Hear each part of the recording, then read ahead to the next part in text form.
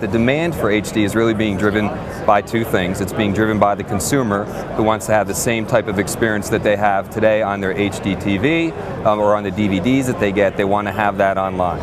The second factor driving HD in the marketplace is that the publishers, the content, the broadcasters are spending a good deal of money creating this rich content, and they want to use that or leverage that content on the internet.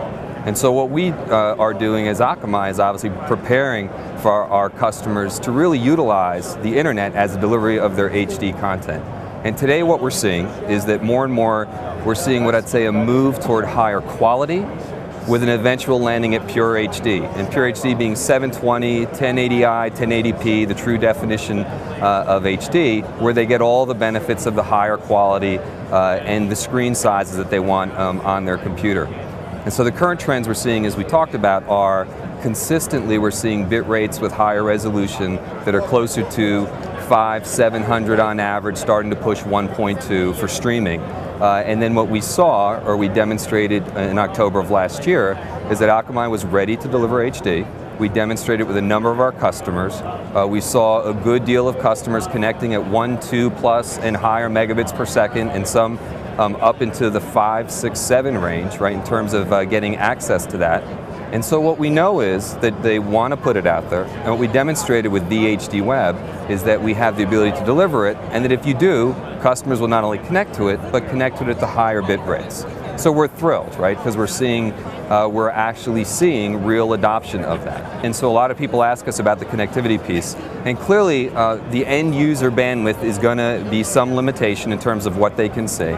But we're already seeing today with the distribution or the availability of things like FIOS in domestic US that we're all gravitating toward it. With a simple model of as much bandwidth as you'll give people, they tend to not only want, but then they tend to consume with higher quality, more video, etc. And so yes, the move toward higher broadband speeds for domestic US is important. The faster people get more bandwidth into the home, the faster HD will be adopted. But that said, we're seeing a lot of money put into that space because there's a value or financial proposition to solve that problem, to increase connectivity to the home, and that will ultimately drive more adoption in the US.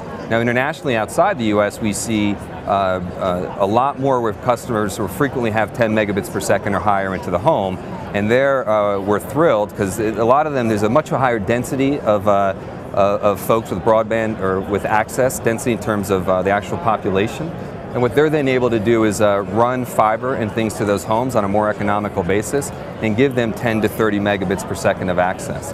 And that lets them get to true levels of full HD delivered in a streaming format, and again, because they have the higher bandwidth. And so for us it's exciting because as you may know, to deliver true HD, which we believe is where folks want to go to, you need to deliver bandwidth. You need bandwidth between 4 to 6 megabits per second for DVD-like quality, and then you need truly 6 to 10 megabits per second for sustained delivery for true HD quality. And so it is a limiting factor, but we're seeing adoption. We're seeing you and others we talk to at different shows already have FIOS, already consuming that content. And so just like I say, we saw dial-up to broadband, what we call broadband, 5, 6 years ago. Now you're starting to see the move to, from traditional defined broadband to higher speed access. Tell us about the ecosystem of your company and HD in download and streaming. Sure, well we do it in two different major formats. You can deliver either through streaming, through media servers, which is streaming it live at that user while it's happening, on demand while the stream, as they watch the stream, or if they choose to do it over what we call progressive download in HTTP, that is delivering it over an HTTP protocol. And some may choose that because while the user's watching it, they may also then want to store it for use later on. And so customers choose, our customers, which are the publishers or the broadcasters, may choose one of either model because some have different security features and capabilities if you do it over streaming versus those available through HTTP. And so what's exciting to us is we're actually seeing both models continue to gain more and more adoption and grow.